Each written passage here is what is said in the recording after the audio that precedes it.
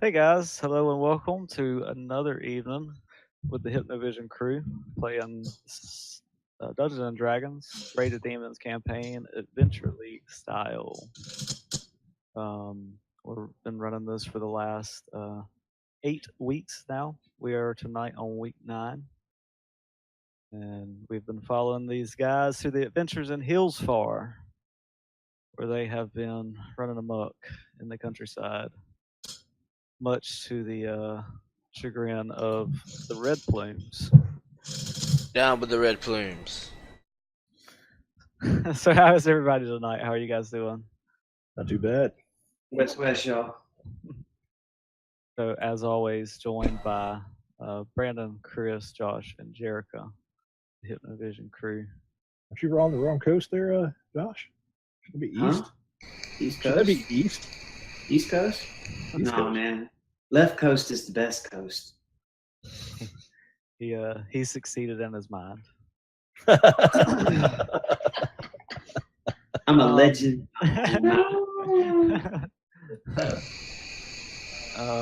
So yeah, I guess last week we left you guys as you were just joining a party, although not as guests as servants. So your guilds had originally asked you to help out with this issue. Elenil Elazadil, that's her name. Yeah, that's what we're going with. She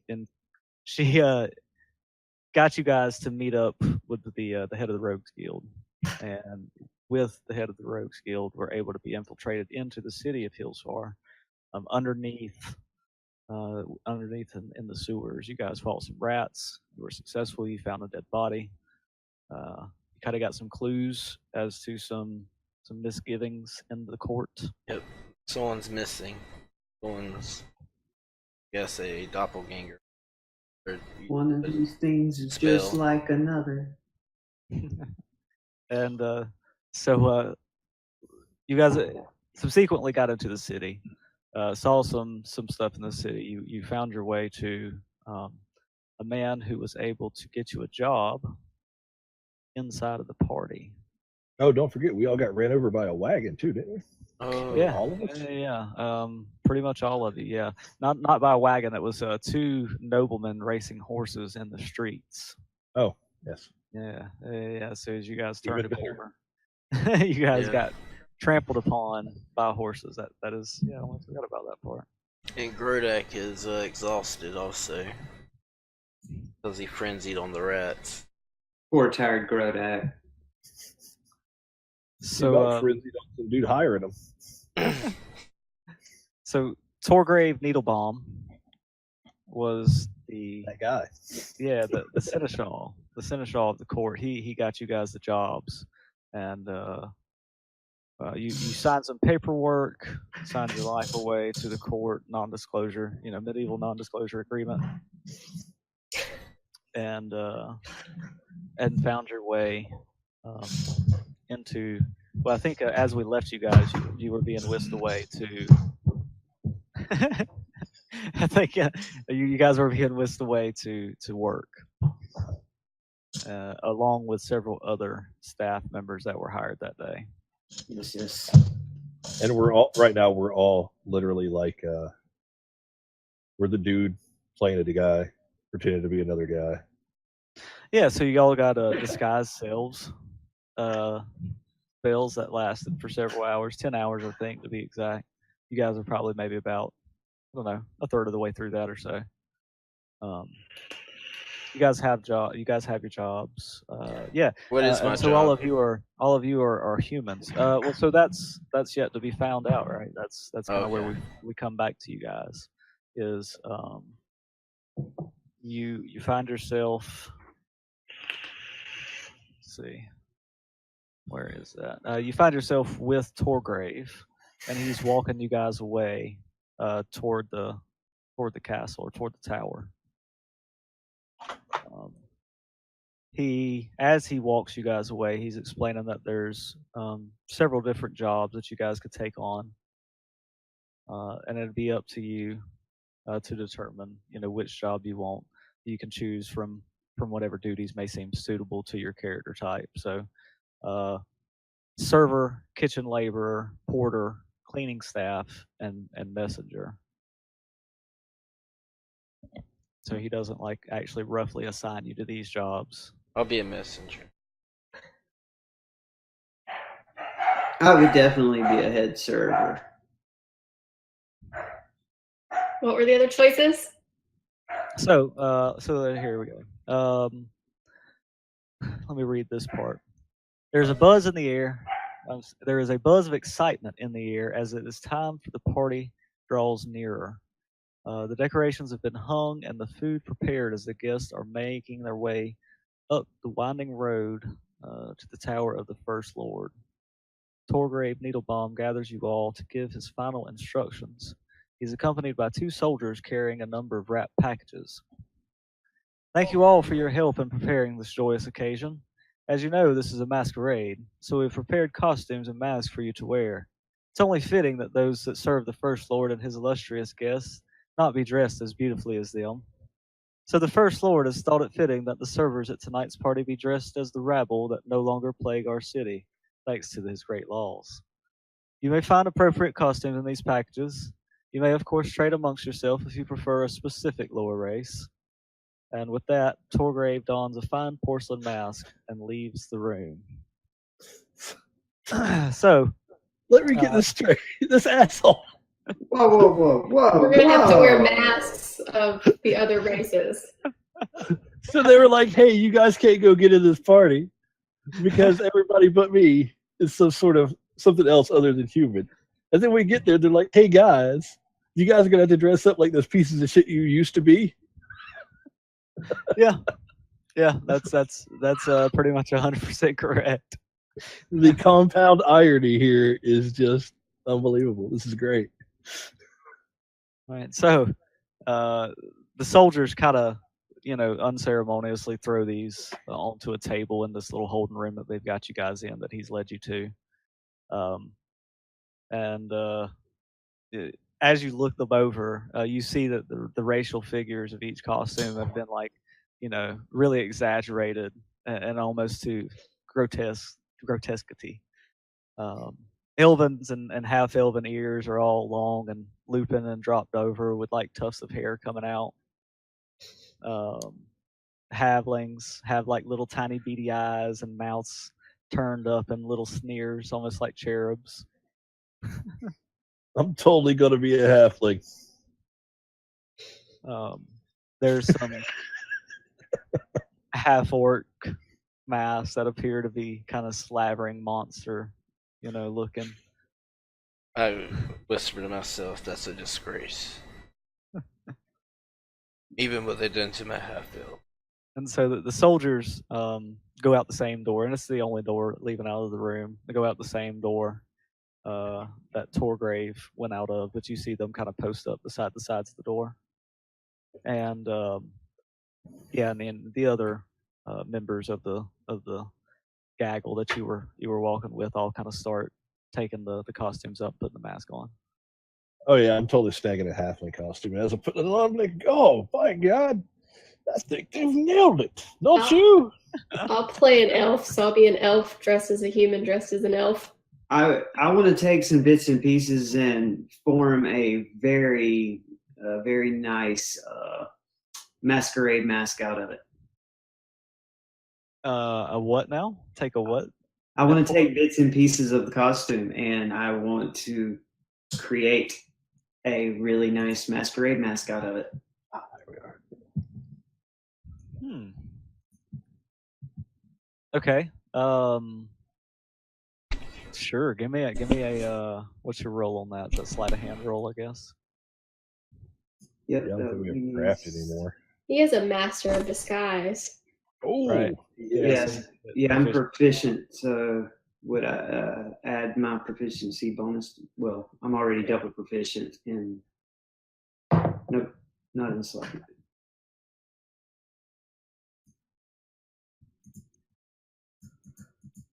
20 not natural. But yeah, I mean, you manage in 5 or 10 minutes time. Most of the people have already gotten their costumes on. And you look around, and but yeah, you've made this passable masquerade mask. It's not made out of porcelain, obviously, but maybe some shreds of some faux silk cloth or something. All right. And so the rest of you guys, you all put on masks. Yep, I put on mine too. So Jervis, I know you did. Jericho, you did. Yeah. Gerdak. I'm looking at both of them, the elf and the orc, and I end up settling on the elven one. You know what would get a laugh, man? If you cut the masks in half and got what is your slave name, Josh? My what now? What's your My slave slave? name? My slave name. What do you mean? His, Like the person you're pretending to be. Oh yeah. Oh, James. jeez. I forgot. You oughta. James did a fine job with his mask over there. You ought to get him to cut those in half and put them together. They'll get a kick out of that. So I mean, the rest of the people who have already kind of put their mask and their costumes on are all walking outside of the door, where Torgrave has reappeared and standing now with the soldiers. And you notice that as each person leaves the room, the soldiers are kind of looking them over. Torgrave's looking them over to make sure they have put on their mask. And I step forward in my fine clothes and I say, "What in the hell? They told me this was the Scotch cellar." You're putting your so you Yeah, put the masquerade. I'm still wearing my fine suit, my masquerade mask. The Lord, my cousin told me this was the Scotch cellar and sent me down here for a bottle. So Torgrave kind of looks to one of the soldiers and said, "But was one of the guests here before we brought the servants in?" I've been locked in with these people for the last 30 minutes. This is just uncalled for. Roll me a deception. Holy shit. +2. We're sorry, sir. How did you get down? Please, hey, and he points to turns to one of the guards. Take him back upstairs with the rest of the guests. Thank you, good sir. Thank you. And by the way, make sure people know that this isn't a Scotch cellar. And so the rest of you three overhear him talking to the guard as saying that as he walks off, and is led down the hallway and up a set of stairs. And you three remain. I suppose you guys are all still in the room. Have you guys come out and addressed Torgrave yet, or Yeah, still? I'll go up. I'll get my little halfling costume on and Yeah. march out. So, And like as I'm walking out, like kind of slow, I'm just gonna be like, "Oh, look at me! I'm halfling. I'm gonna go dance a jig." and so the soldiers kind of get a little chuckle as you pass by, and they said, "Did you notice the guest that was in here when you guys came in?" Oh, he was rambling on something about looking for some scotch. I tried telling the man he was in the wrong place. And he just kept babbling. He was looking for the scotch that his cousin, the nobleman, told him where the scotch was down here. And I'm like, "Look, pal, there's no scotch down here." Okay. This one's a little talkative, and he's talking to his soldier. This one's a little talkative. And he kind of pushes, taps you on the back. And I catch him on the arm and drag him forward past the soldiers. I Okay. mean, I could go for a drink of scotch. It'd be nice. And I'll find Jervis, that damn scotch cellar. I'm sorry, Gerdak, you put on your elven mask as well and make your way in. Yep. All right, and So all the other laborers gathered around you are all like, you can hear them buzz like, "Ooh, look at these masks! Look how nice they are!" And some of them are having a chuckle, laughing at each other about, "Oh, this one looks like a so and so," and Anyway, they're having a good old time, and so as you're leaving the room, Torgrave kind of asks you, "Where do you think you'd be most suited to work?" And he looks. I guess he looks at Jervis first.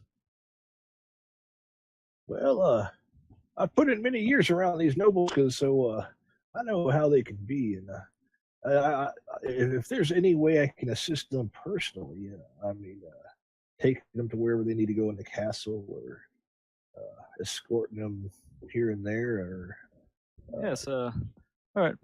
So he's talking to one of the soldiers behind him. He says, "Take this man as a server onto the floor," and they lead you.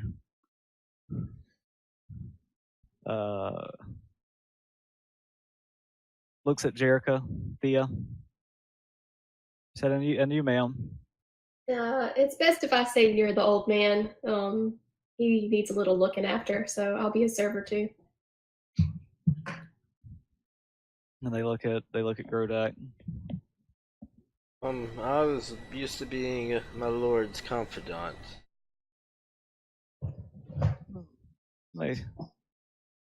And so, are you still wearing your rings, or are they hidden as part of your costume? Probably would have hit him. But did you? Flashback scene. Gerdak pockets. So they'll put you as a messenger. No. And you get ported off to a different place than the other two. Damn, I should have been a messenger. That would have been some epic level shit. All message. Yeah, So you're dude. that's what I was about to say. Torgrave like saw how you were walking and how much you rambled on. Yeah, he wasn't about to put you as a messenger.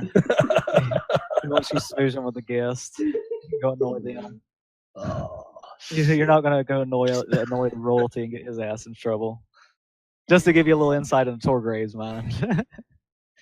And so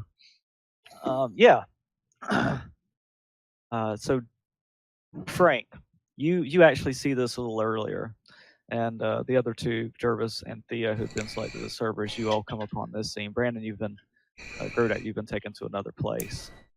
But the ballroom where the party is being held is enormous, and even that is not enough to hold the hundreds of people that have come to the celebration. Patio doors have been left open, and the gardens offer a nice respite from the loud and rather warm ballroom. First Lord Torin Normanthal and his court are all on a long, elevated dais that sits 5 feet above the ballroom floor. They are the only ones in the room who are not wearing masks. A string quartet plays music in the corner, however, there is no room for dancing. Long oak tables are full of food and servers who are fervently carving meat off the bones of various cooked animals, and hungry guests shout what they want. Servers with trays full of hors d'oeuvres and glasses of champagne walk amongst the guests. And so I would think we see a camera shot of Frank kind of entering the ballroom free, and kind of a pan shot, maybe like a focus out of focus deal with you guys coming in to focus behind him, Jervis and Thea walking onto the floor with maybe Thea holding a pan of champagne in one hand and the old man's arm in the other. All right, so as we get in there, I kind of take in the scenery. Like, it's been years. I reach into my pocket and pull out like a little tin of snuff, and like take a little bit and be like, time to get to work. I'm going to straighten up and quit like walking around like an old man. I'm going to still talk like one, but he's like straight backed and everything. Like, oh, I'll take that tray from you, dear. Nice. And so, as you guys walk hither and thither across the ballroom floor, helping out these people, um, you learn several things as while you're walking around the guests. You hear some guests who are just, I can't believe how vile these monsters are. They're so disgusting looking. Um, you also you hear that members of the guild were not invited to this party. They are quite conspicuously missing. Um, you hear several conversations about Thessaly, who appears to be the lady to Lord Normanthal, and a lot of talk about Normanthal needing to marry and wed this lady.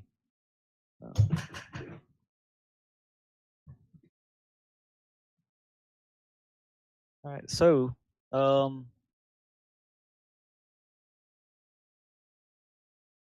when you say like they mentioned that the guilds weren't invited, was it one specific or like the main guilds themselves?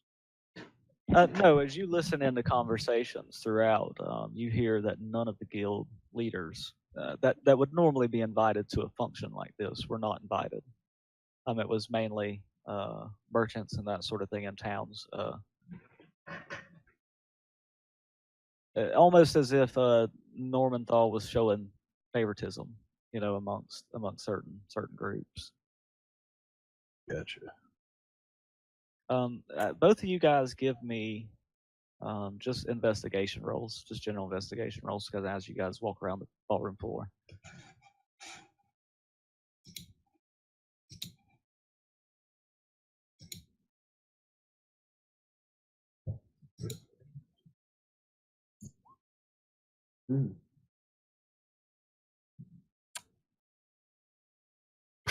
Okay. So additionally, both of you guys learn that Malcolm Grenfield, so that was the lady who you signed the documents for, the court mage, court magician, magistrate.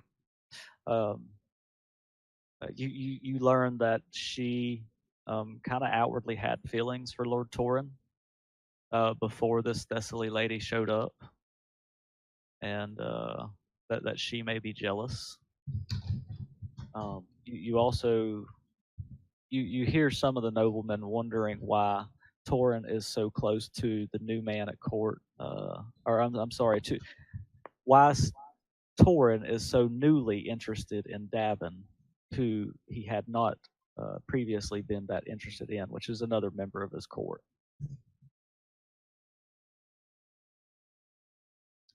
You also have learned that there has been a big increase in Red Plume patrol lately, in that there may be something big coming up that nobody else knows about.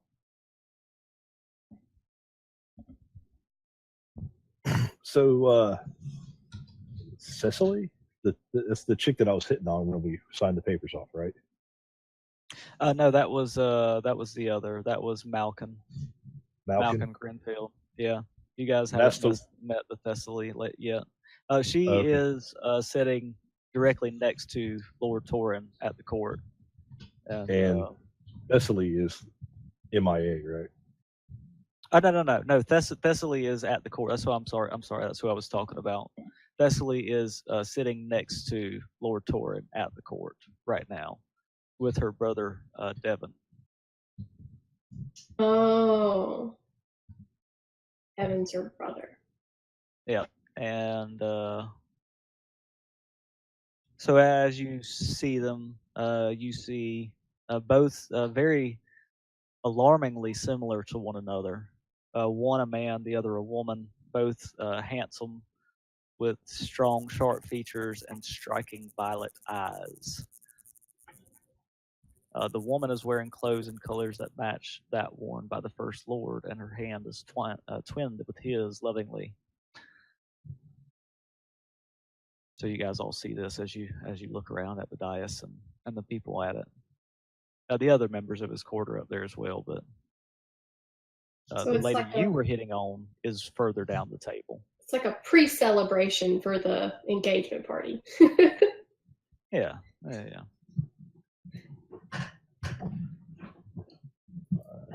So, talking like as we make the rounds, like serving the drinks and everything, would we be able to pick out like maybe a group of like chatty chambermaids or anybody that might have direct access to the people on the dais? No, I mean you see a few personal servants, hands and things that are waiting on the people at the dais specifically. And you know the standard kind of hands and chambermaids and that sort of thing. Right. All kind of serving the dais specifically away from you guys. You didn't. Right. The people that you see there aren't the people that you saw with you while you got your mask and things on. So well, that's what I'm saying though. Like the people that stay there in the castle that serve these people.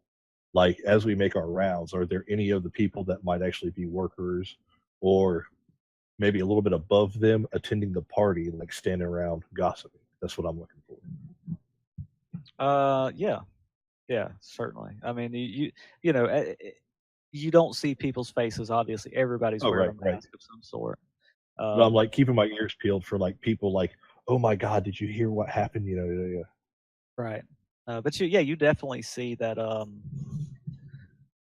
some of the people that are waiting on the people at the dais with the monster mask are walking and talking to a certain person in a masquerade mask that seems to be standing off by himself with a couple of others. Yeah. So you want to go and just kind of like I want to kind of work my way near that guy, or that group, I guess, and kind of see what they have going on over there.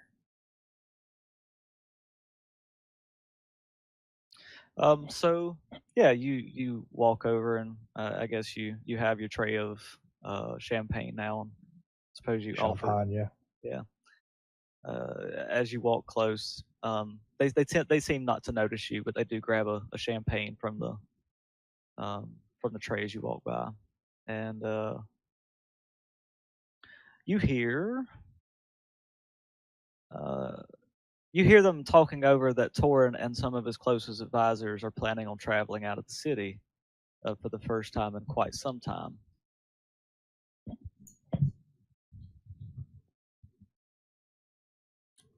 Do they seem to be worried about like them leaving, or do they like, oh yeah, it's no big deal, they're just gonna take off for a little while?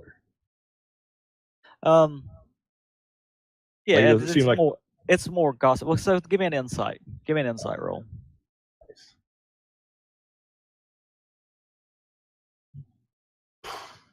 Damn.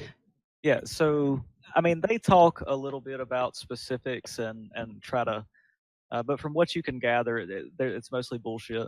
I mean, it's mostly them guessing at where they, like one says, oh well, maybe Mole Master, and then the other says, oh no, Mole Master got burnt to the ground. What are you talking about? And, well, it could be you, Lash, and yeah, they just kind of banter back and forth about where they think they're going. All right. So, do we have like music and dancing going on all around us? Yeah. So music's playing, but for the most part, there's not many people dancing. There isn't room for it. Yeah, there's a small dance floor in the center, but nobody really seems to be dancing. Most people are just kind of at the feast halls, just chowing back, yelling at each other, talking to one another. You see a couple of guys like trying to get a little randy with some girls in the corner.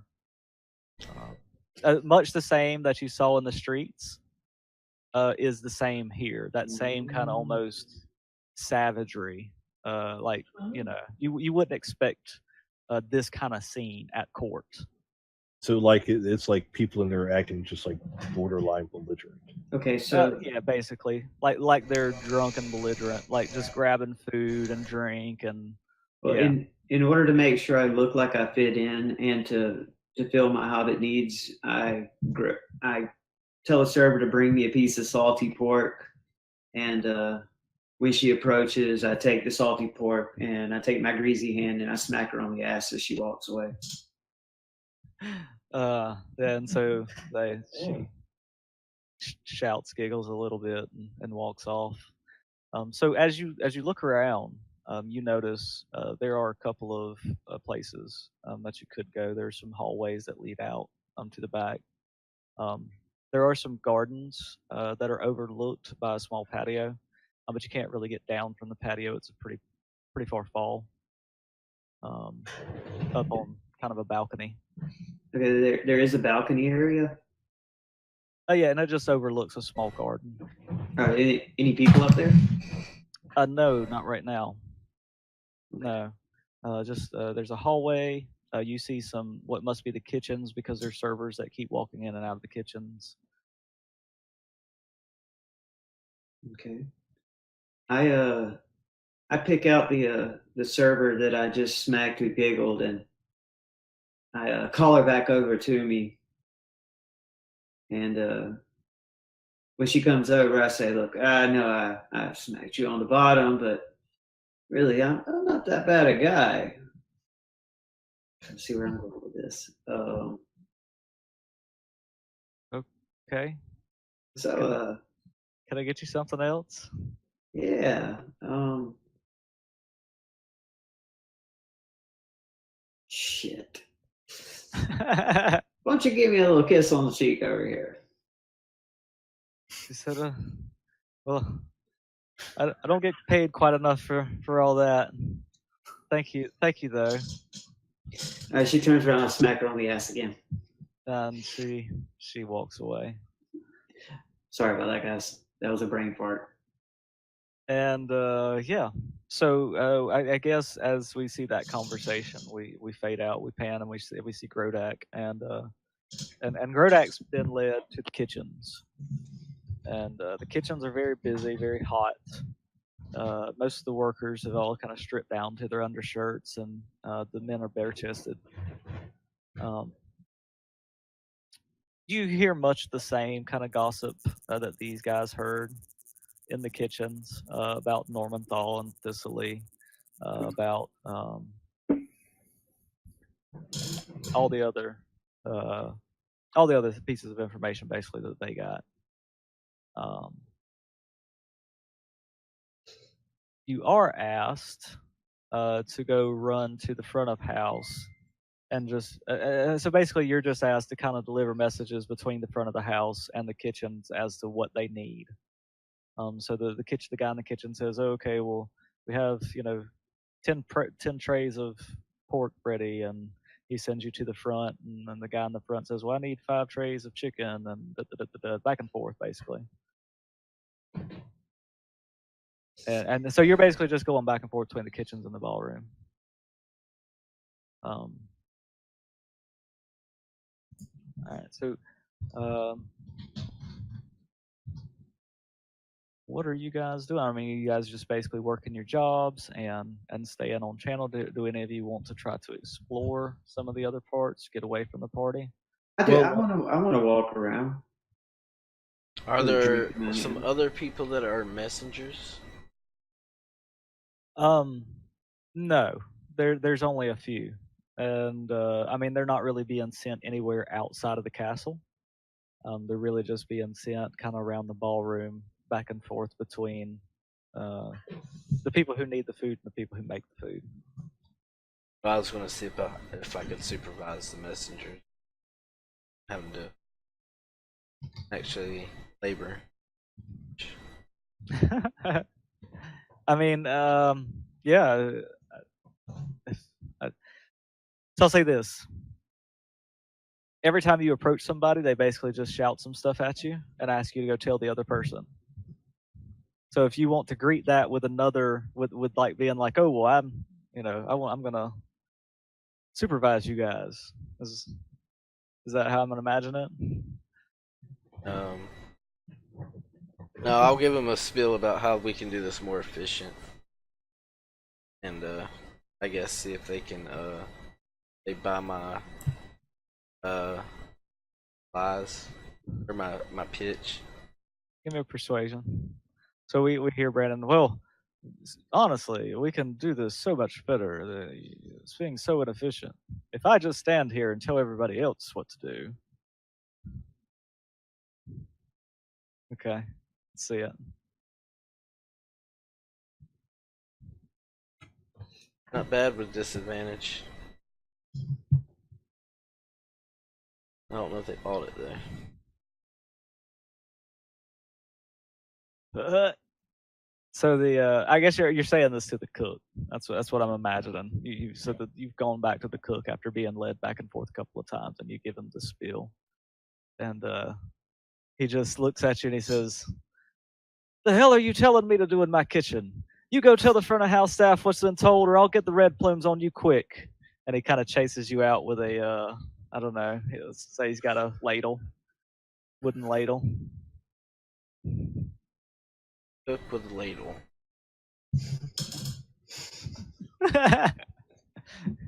Could have been like a giant meat cleaver. I'm saying he pulled like a rather tame weapon. All right, so Frank. Was he the head cook? Yeah.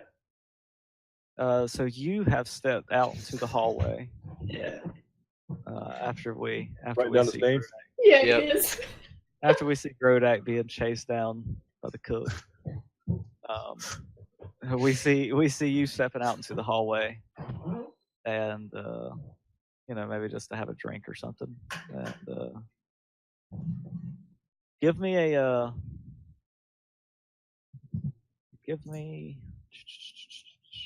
a perception. All right. Yeah, Frank's giving it his best, but y'all know he's not real smart.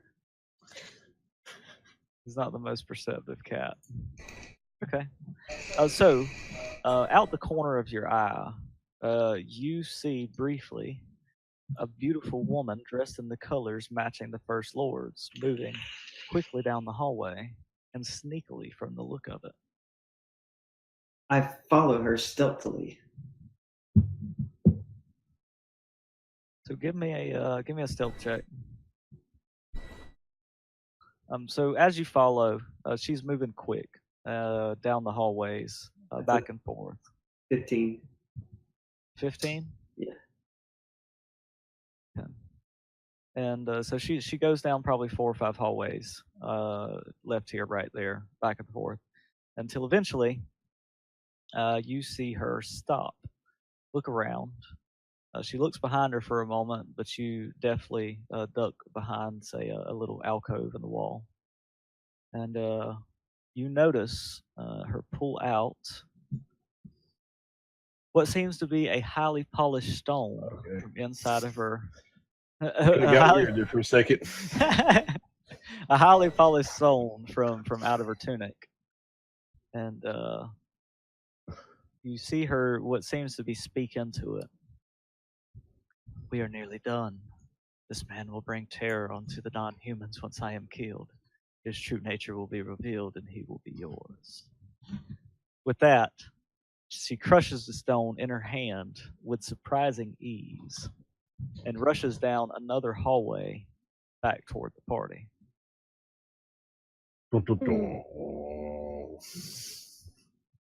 The plot thickens. So she polished the stone. I mean, yeah, she pulled out the polished stone, and it told her that his true nature would be revealed. Once he kills me, all will be done. "We are nearly done. This man will bring terror onto the non-humans once I am killed.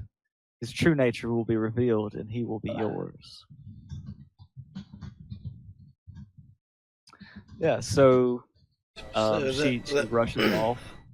That was Thistly that he saw? I don't know.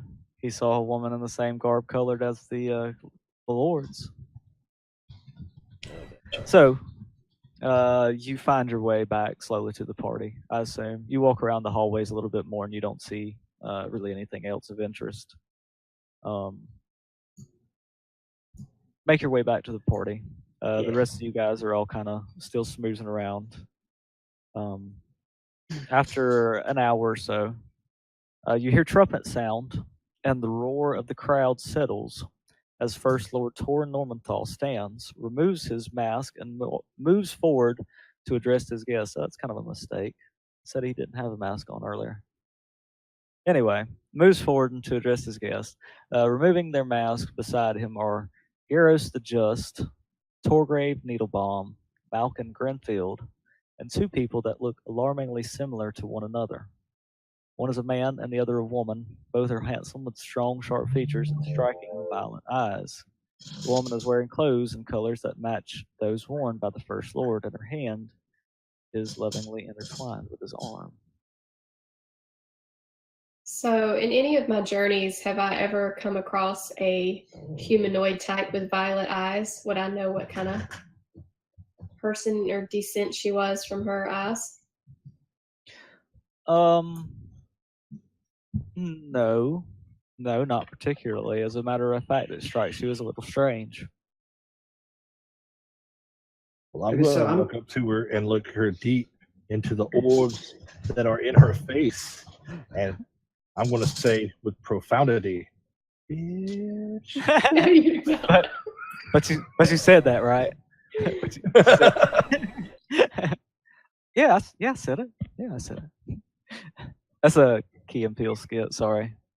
So I as I enter back into the party, I make my way over to Jervis and grab a glass of champagne, and I lean over to the old man and I whisper to him, "This lady, dressed in garb that matches the Lord's, she's got some spooky shit going on. All I know, which isn't a lot, is that there's going to be some terror coming when this rock gets killed, and Rock gets killed. and was told that he's gonna be yours. Just told this chick he's gonna be yours, man. So like, keep your eyes open because there's something weird going on with that broad. That's who you need to be checking." And then I continue to drink my champagne. Champagne. So I slowly make my way over to Jervis and see if I can get him to tell me what Frank just said. So You gonna try and repeat that, Jervis? Well, also, what had happened was, you were the one who made the medicine roll in the sewer to check this guy, to check the dead guy out, right? Me? Yeah. Probably. Back when we were in the sewer, we Yeah, like I made would, like a. I would say yes to that. I can't remember if it was you or Jervis. I think it was you. But so whichever one of you it was, and I think it was Thea. You notice that this Davin guy looks like a alive version of the dead guy you saw in the sewers.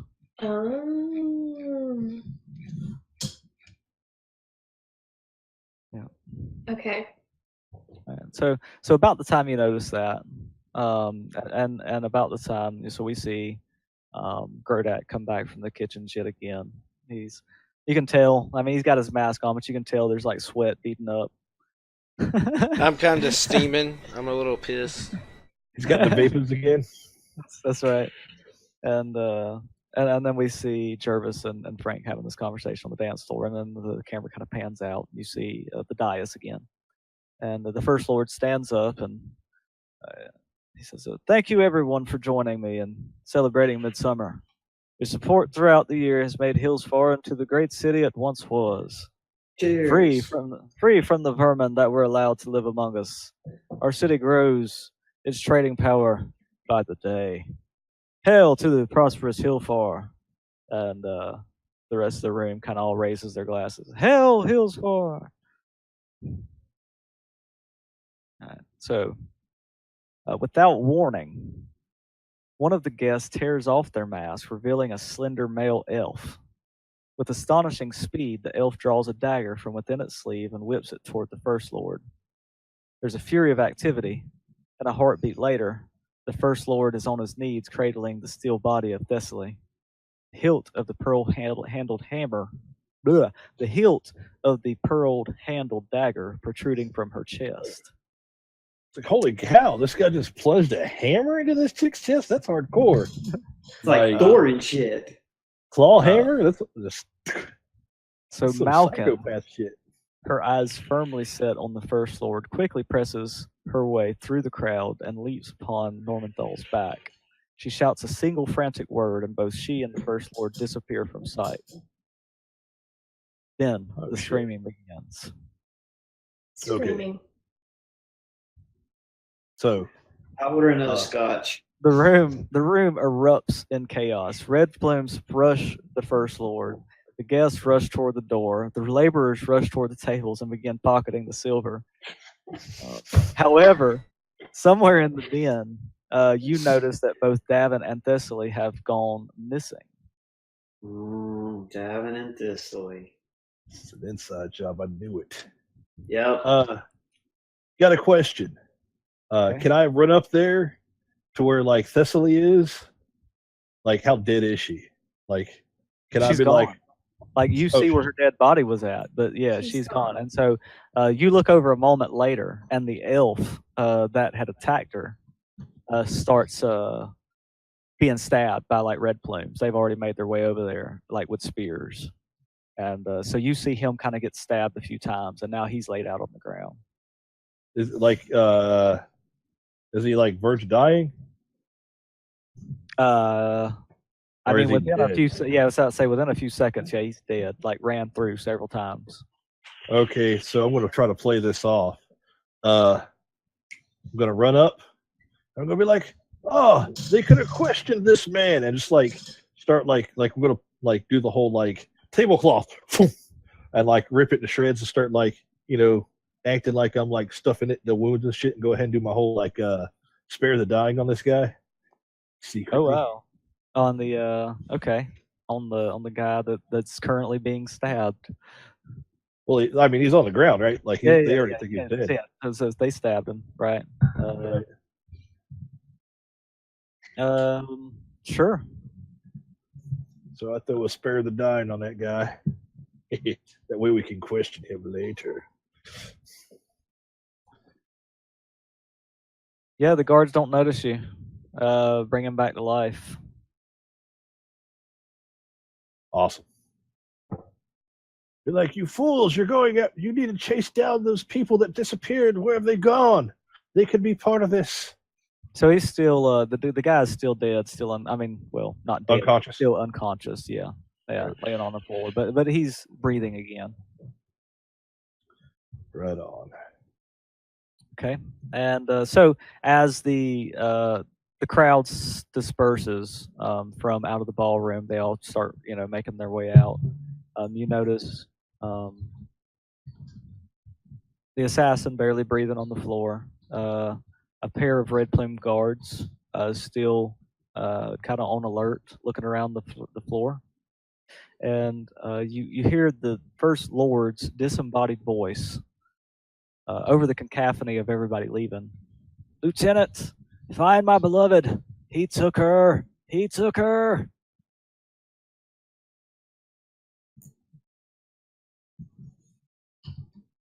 Yeah, and the ballroom starts to be emptied out. What are you guys doing? So I'm going to try to. Oh man, let's see. How am I going to do this? Like the guards and everything have they just like said, "Fuck this guy. He's dead. We're out of here. We're going to go chase down some other people." No, they're looking around the ballroom right now. They're kind of the ballroom's a fairly big area now that everybody's cleared out of it. Several rows of tables, and they're going around checking underneath the tables and that sort of thing. Right.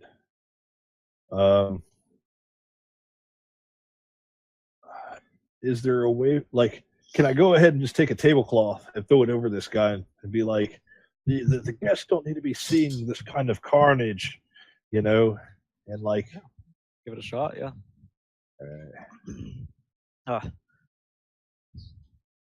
What am I rolling? Give me that good old persuasion. Oh yeah. It's So massive.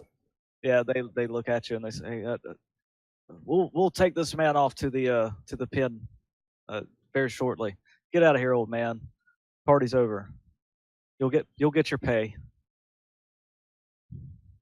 Not worried about my pay. I'm worried about the stability of this court. That man, and I point to the Lord. I The was Lord's can't you gone. see- Like the Oh, Lord's, yeah. He's gone. Like vanished with the well, magistrate. who were they saying? Who was the one that was saying You heard his disembodied voice. Oh, disembodied voice. Yeah, right. you don't see him, but you heard him, or what you assume to be him. And I run to the other side of the ballroom and cause a distraction, like scream and bloody murder. So Jarvis can carry out the man, the elf. Sure. I'll do that. Frank sips his scotch at the bar and watches. I would just remember that you don't want to blow your cover here. Yeah, that's my whole problem. You blow your cover, and all this might be for naught. Oh man! So they said they were going to take him to the what? Lockup? Pit. The pit? The pit. Pit. The gravel pit. Yeah, the pit. What's it's like kind of Mass the pit. grave. That's what they said. That's all you know. All right. Mass grave. Travel, yeah. So I'm like, all right, whatever. I'm out. Fine, do it yourself. You young kids nowadays think you can do everything. But a guy like me, got some experience under my belt. You guys think, oh, screw this old man. He's fucking batshit crazy. And I'm just gonna walk off, just muttering to myself and kind of slowly kind of bending back over into my old stupor. And So bullshit. I'm tired of all this fucking kids telling me fucking I can't do a goddamn thing. And I swear to fucking God, if I was fucking 10 years younger. So does anybody want to maybe look around the ballroom to try to see if there's any trail leading away from, or do you I was wanna- going to wait till they leave. I'm exiting until they get the fuck out of Dodge. Okay. I guess I'll look up at the diocese wherever Davin was standing. Give me an investigation.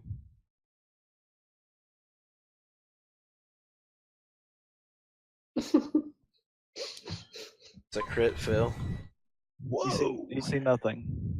Nothing. You go blind from what you're looking at. Yeah. Ah! You look so hard, you have an aneurysm, and you're just oh, my eyeballs. Oh, I'm glad crits don't count on. I'm rolls. just, I So guess. Frank, you're at the bar, still sipping as a patron, Yeah. still sipping your scotch. Give me a perception. I'm just, I'm trying to be the guy that showed up at the party looking for scotch. Perception. Let's I see don't what think this you're idiot trying. sees. I think you are. Finally, yeah. So you notice what seems to be a door opening and closing at a curtained off section in the back of the ballroom that you did not see earlier. I do the motion like I was, being a Mr. Cool Guy Fonzie that kind of points all of my companions in that direction, and I get up and just kind of nonchalantly start walking with swagger in that direction with my glass of scotch. He bangs, he slams his elbow against the little area where the conductor keeps his notes, and it starts playing again. Yeah, got the music going. Nothing happening, man. Everything's cool, like Fonzie. Okay. So the red plumes, you notice them walk over to the dead guy, pick him up by his hands and feet, and start walking him off out toward the door. And so they head up the main door of the ballroom into the hallways. And you guys are pretty much left alone. There's still a few of the servers left around, hanging around the ballroom itself. You see them kind of picking things up, and some of the people that are slowly starting to come out of the kitchens that maybe didn't realize what had gone on, starting to straggle out into the ballroom and kind of look around like, oh, what happened? All right. And Frank, you make your way over to the door, I guess. Oh yeah. The other And- three of you following, or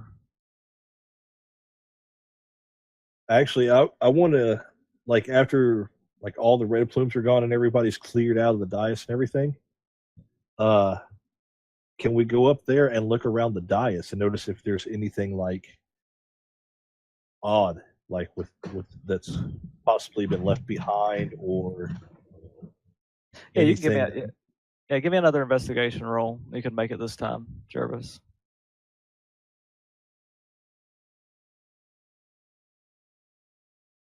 So, like, I literally trip going up to the dais, and then I'm just like, "Fuck it." Thea, go ahead and throw me one too. Why Yeah, not? I'll go up there and Get check in- on get in him this. and see if I see Everybody. anything. There we go. There we go. Okay, so you notice from the place what seemed to be where Thessaly died, small drops of blood leading off to the same curtained area that Frank just pointed to. At this point, I'm going to stealthily peek my head in and see if I can tell where it goes without being seen. So it's just some hallways. Makes after about 20 or 30 feet, it makes a sharp left-hand turn, but it seems to be the only pathway down the hallway that you can see. Is the hallway lit? Like you? or is By it- like candlelight, Okay. Okay. small candle sconces on the walls. Gotcha. So I let Jervis know that I did see something and pick him up off the floor, and I go behind Frank, hoping Jervis will follow. All right. So You youngins these days, no respect. I regained from my temporary Like what? blindness, I guess, and see everyone heading towards the curtains in the back. And You know what it was? Your rage blinded you. Yeah. I mean, you guys have really had some shit rolls this evening. He looked at It's well, except for Frank. Frank's right in his element. Right? I mean, Thea, like, she stole my 15. So you guys, I guess, all get inside of this door without being seen, Right. and you go walk down this hallway, and as we see the camera stop and watch you guys turn around the hallway, and screen goes to black. We take our first break. All right, nice setup. Awesome. All right. Thank you guys for watching out there in Twitch world. Always appreciate any viewers. We do this, share this stuff so you guys could watch. Like, follow, share. subscribe. Yeah, like, follow, share, subscribe. Yeah. Telephone, Keep Telegram. coming back. Put that shit out on your 28.8 kbps. If you still got a MySpace page, you could share it on there too. Dude, totally, Oh, man. yeah. MySpace, for real. Get you a messenger pigeon. Reddit. It's underground nowadays. It's considered indie. It's cool. That's what. Yeah, ICQ. It's, maybe. yeah, dude, ICQ. That's Oh, just wow. AOL. Yeah, I just Man, kicked you got it. that. Get me. I Kick us out on that AOL chat. I just heard a dial-up tone just like out of nowhere. And I was like, what the heck? Hey, fax that shit to somebody. Fax it. All right, guys. We'll be back in 5. Thank you guys for watching. Thanks. Appreciate it.